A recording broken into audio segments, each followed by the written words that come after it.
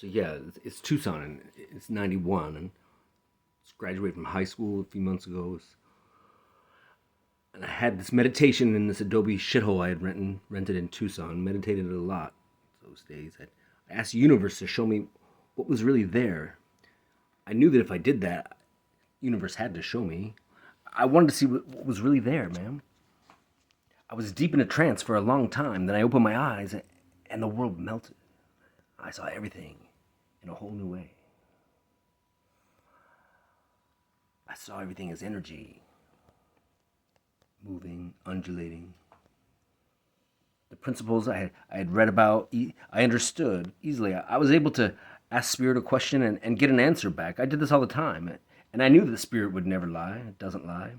I knew that anyone could do this, develop this connection, source, I called it.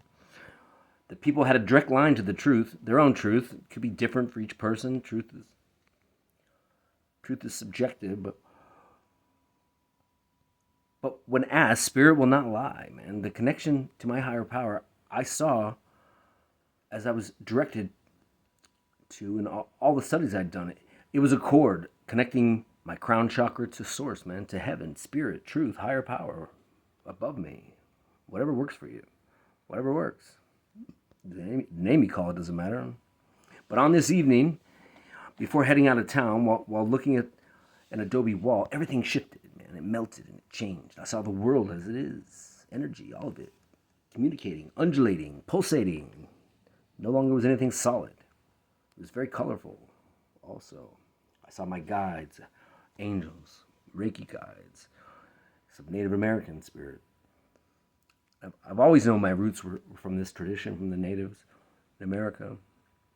I knew from the time I lived in Absaroka, Montana, the former capital of the Crow Nation, that I'd previously been a Native American from a shaman tradition. I don't say these things lightly, as I don't ever want to be a teacher, and I've not mastered any techniques or principles. I've studied a lot, but I've continued to face major challenges in this world the way it is. My father is a reverend, and both my grandfathers were my uncles, and both sides. And I saw how these men are treated in the Christian tradition, especially my father, and it was disturbing, man. They put him up on this pedestal, treated him like he was extra special, more than human. And he was a bad man, man, hands down. I don't care what anyone says. Him and his wife are the kind of people that will leave you out in the cold and let you freeze to death at 4 a.m. rather than let you in. Say you're drunk. Say go to a shelter. You know, shelters don't let you in at 4 a.m. If they want to, these people will let you freaking die outside, and they're not gonna let you in. They do the most horrible things, and then use their methods of control to mindfuck you into believing that it was your fault. They'll allow you to be raped by pedophiles, man. They did it my whole life, my whole childhood. And then they'll tell you it's your fault. They're bad people, man. When you study these principles, when you can start living above thought, when you can understand that we are not our thoughts, we're not our ego. You can start reading other people's minds when you start living in the fifth dimension. You know, these extrasensory perceptions, these powers, if you want to call them, and we can speak telepathically. You can send information back and forth between people, and especially with your family, you can look at them and you'll know what they're thinking. You'll know when they're putting you in a box or trying to control you or demean you, or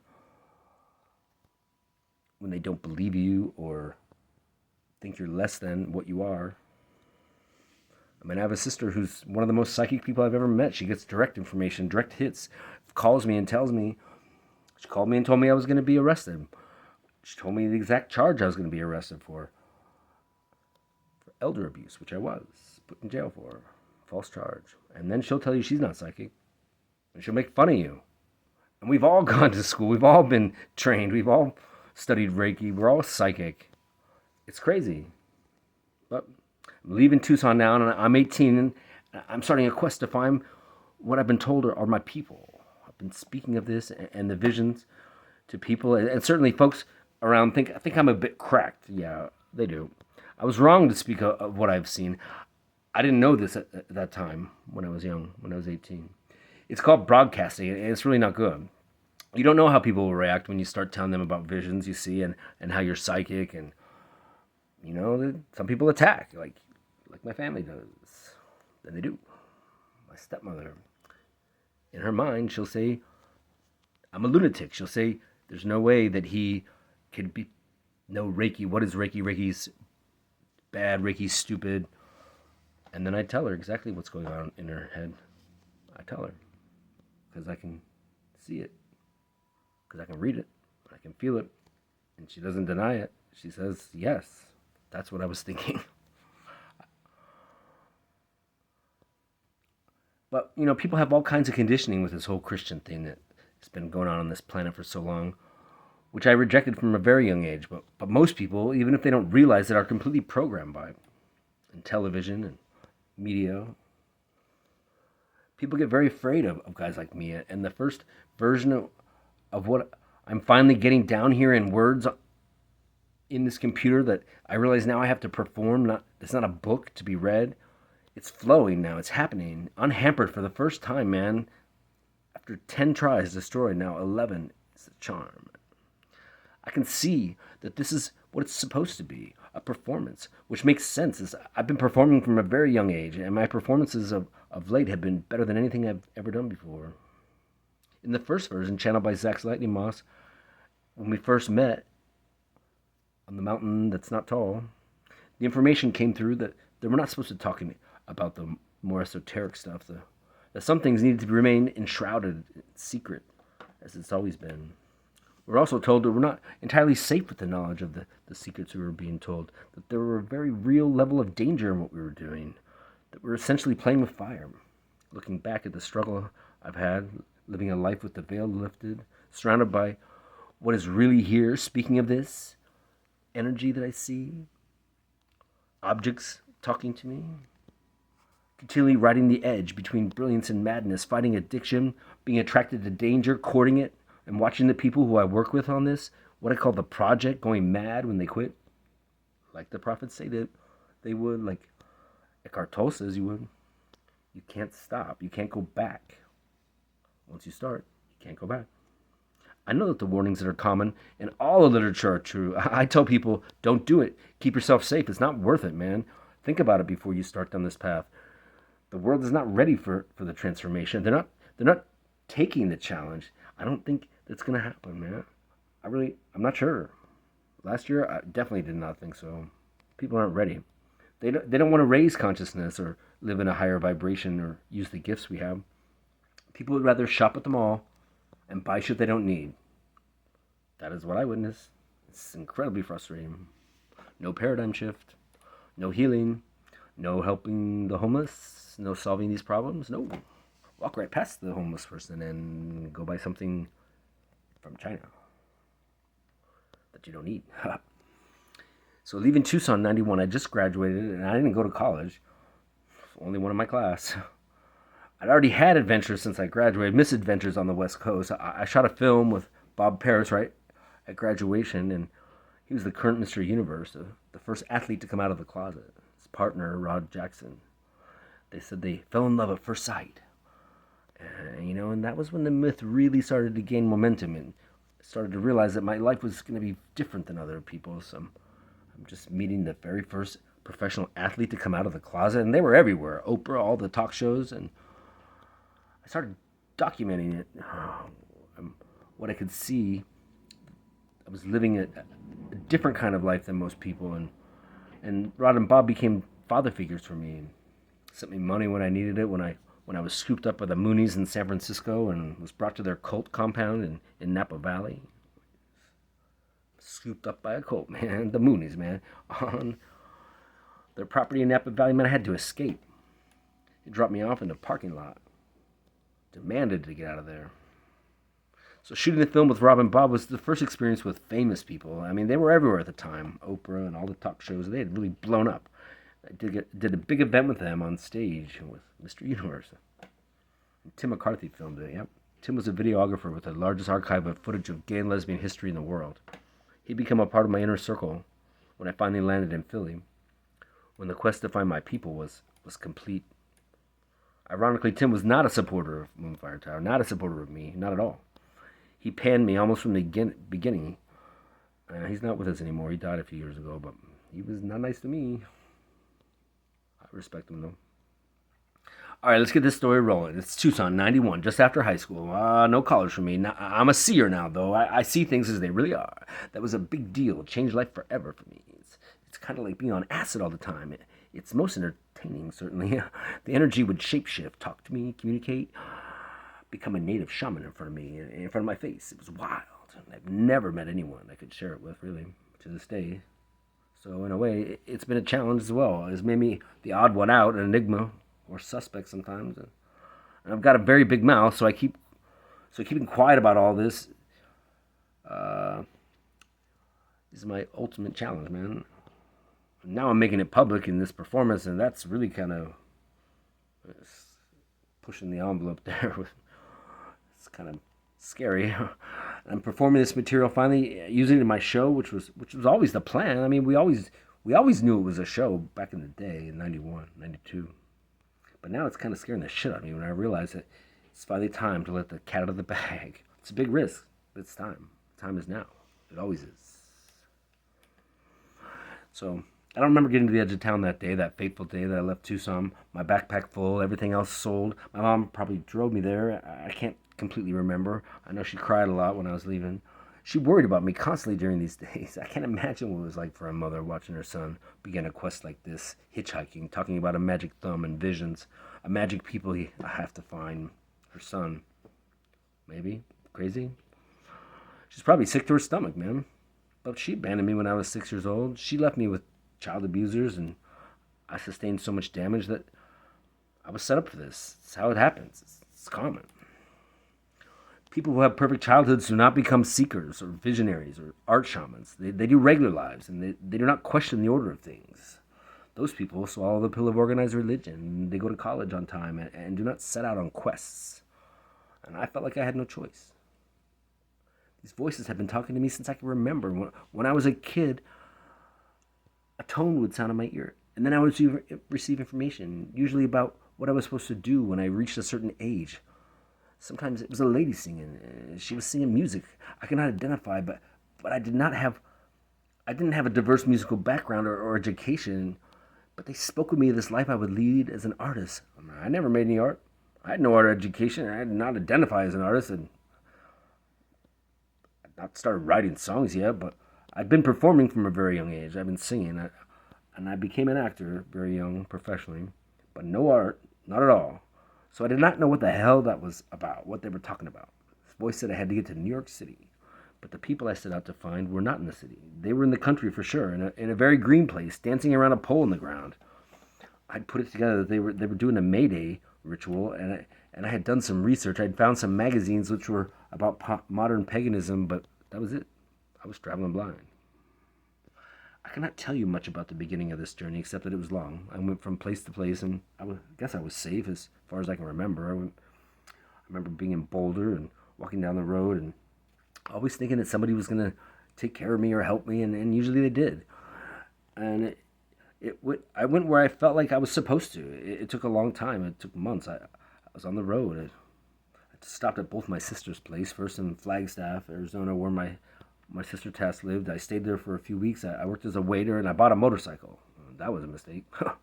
Broke down right away. I was not supposed to ride. I was not supposed to ride a bike. Magic thumb again. Edge of town. I was off. Headed north.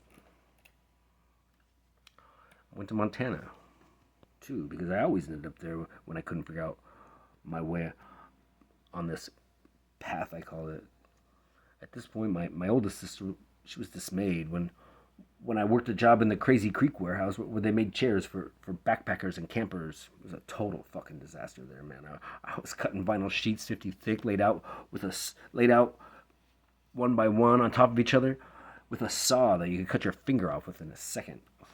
Oh, man. I rented a place, a cute place. It was nice. On top of a restaurant. I tried to quit this quest. I tried to settle down and work this job because I felt like maybe I was a little bit crazy.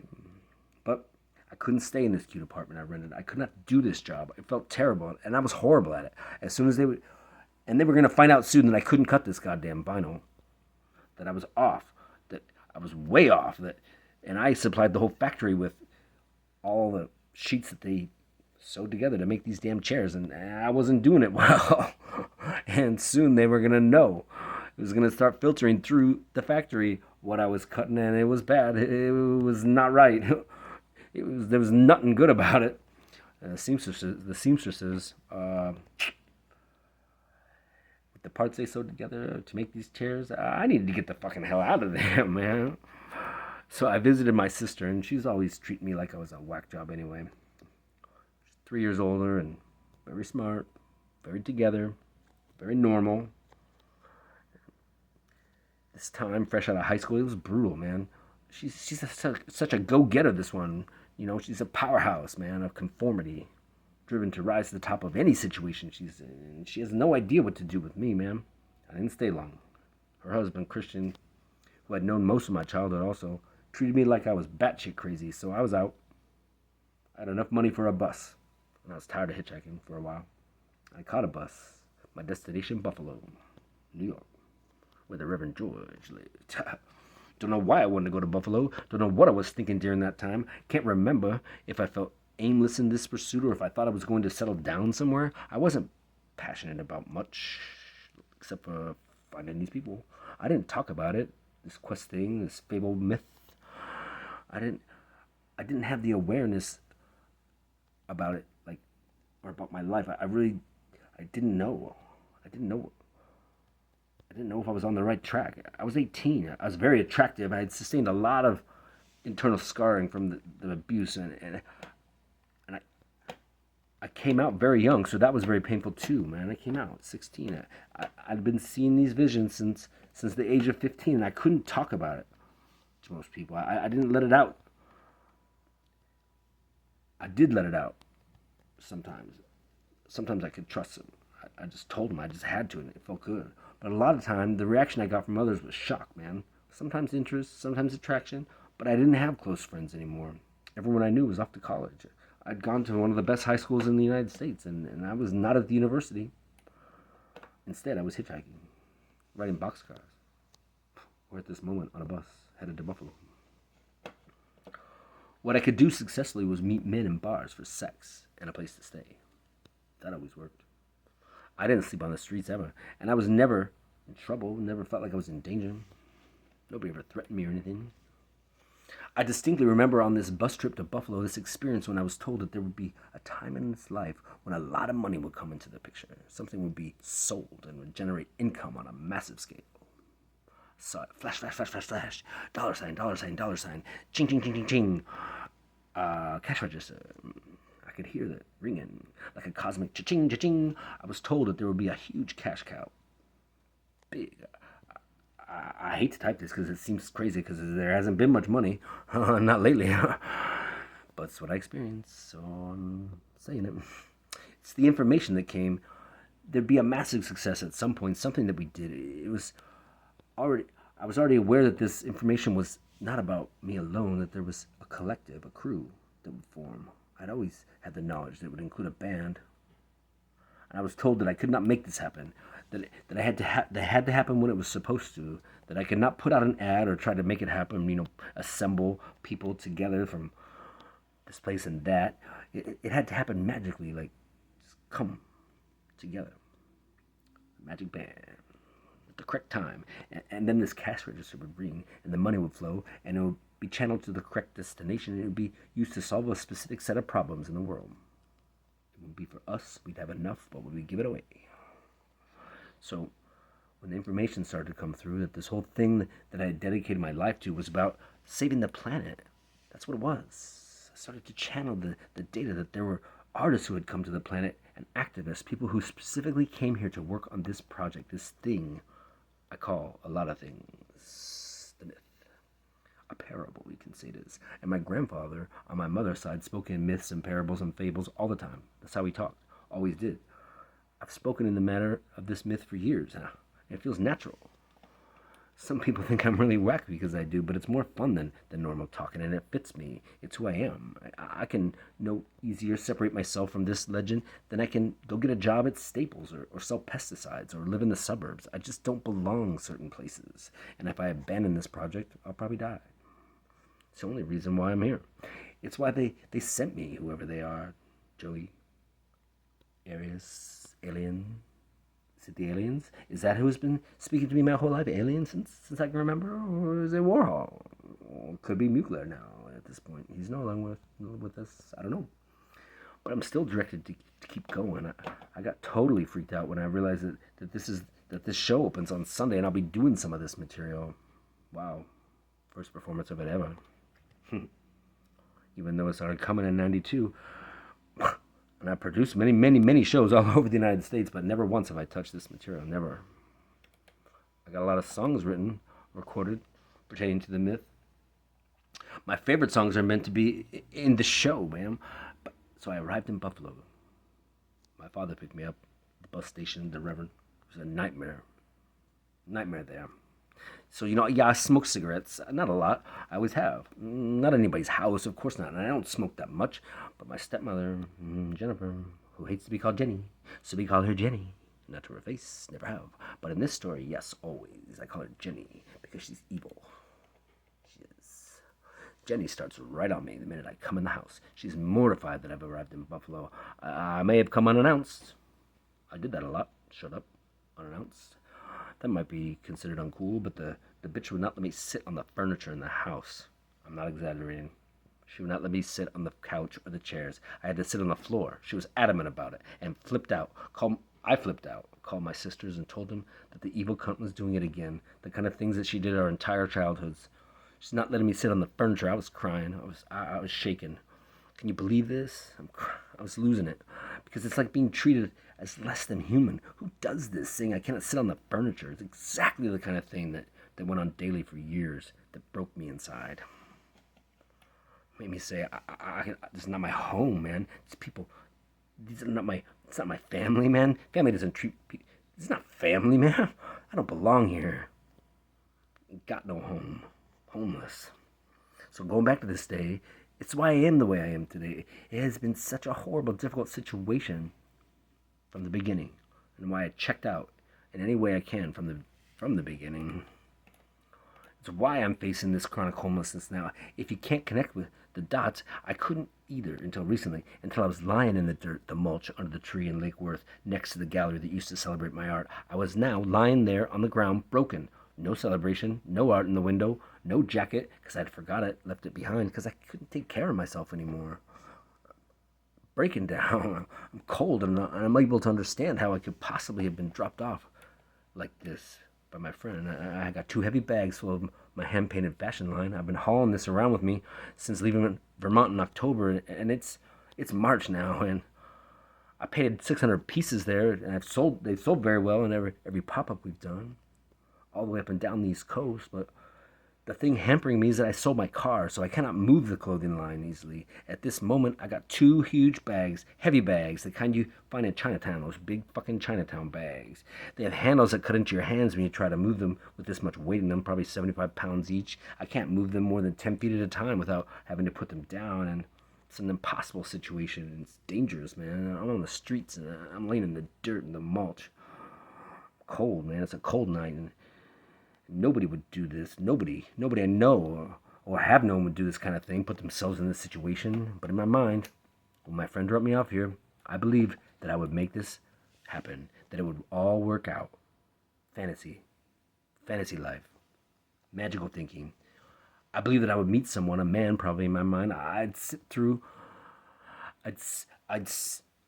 thought it would be a gay man who would rescue me, and I sit on a bench. That's all I did. I sold a shirt. Called it a success. I didn't meet no man around. But in my mind, when he dropped me off, I thought it would be a very cool experience. Part of this goddamn myth thing, which at this point, on this night, I wish I had never experienced a moment of. I'm terrified. It's 3 a.m. I'm cold. I cannot believe I left the only jacket I have left. Because in Philly, I gave away everything that was warm that I owned because I was going to Key West forever and never coming back. Yeah, right. See, everything was unraveling. This magical thinking that had once led me to my people and to the group of people I would spend my 20s with, that paid for my life and made my existence in New York and Philly so exciting and amazing. The same way of living where I hitchhiked around the country and had all the stories to prove that it was incredible. The same method of living was now clearly not working and just might kill me tonight. It's terrifying. I knew that I must examine the details of my life and find out where I went wrong, how I was broken, and figure out how to fix it. Because this is broken, man. See, this is not good. This is bad, clearly.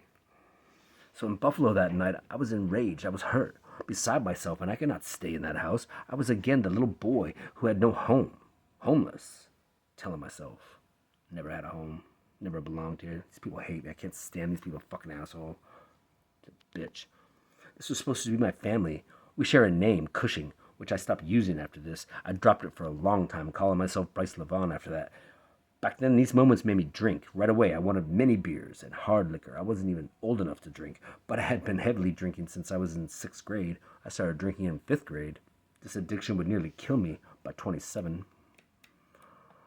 I walked out of that house with my backpack and did not go back for many years. In those days, I used to get terribly depressed. I thought of killing myself for years, daily.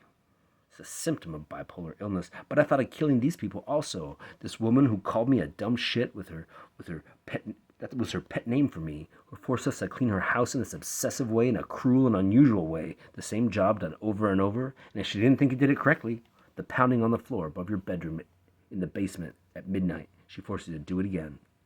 This was always my fate because I hated her, and I hated him, and I knew that he allowed me to be raped throughout my childhood. He denied that he knew. He says, "How dare you accuse me of allowing my son to be sexually abused? How dare you? Really? You fucking charlatan, you fake minister, really? You don't ever stop her when she won't allow me to sit on the furniture, because you never did. You just let it happen, like you enjoyed to watch us suffer." Sickness. It was all fucking sickness. And I'm not going to speak for my sisters, because they've dealt with all what they went through in their own way, and they all vacation together and are cool with it. They go to Mexico with the Reverend, but I have not been okay, not at all. I was destroyed by what these people did, and I've tried over the years to make peace with it. I went to Buffalo later and lived there and had a business and a violent boyfriend, a sexy bodybuilder who terrorized me. I drank like mad with him, learned the estate liquidation business there, had a shop, and I spent a lot of time with Jenny and the Rev. He helped me, he did, on many occasions, my dad. But what happened in the home where we were, that was not a home for anyone except for those 2 kids, not us. We were in the basement, their kids upstairs. I say locked in the basement, but it wasn't locked. We could go upstairs, but we didn't hang out up there. We cleaned it constantly, and our bathroom, was on the 3rd floor, so we often just pissed outside. I went to a gay bar that night in Buffalo. I walked there from the house, and I thought about how it was for all the years that I was forced to live with these people after my mom abandoned me and left me with them. She knew what was happening, and she never stopped it either. That I lived with a pedophile for the better part of 2 years. The worst part was everyone knew, and nobody did anything to stop it. I went to a gay bar, and I met a cool guy named John. He was sexy, and he bought me drinks. I had a fake ID for years, so I've been going to gay bars since I was 16. I grew up working in a bar in Montana from 6th grade anyway, through junior high school, so I felt most comfortable in bars. For many years, until I stopped drinking, I spent a lot of nights, many nights, most of my nights in bars.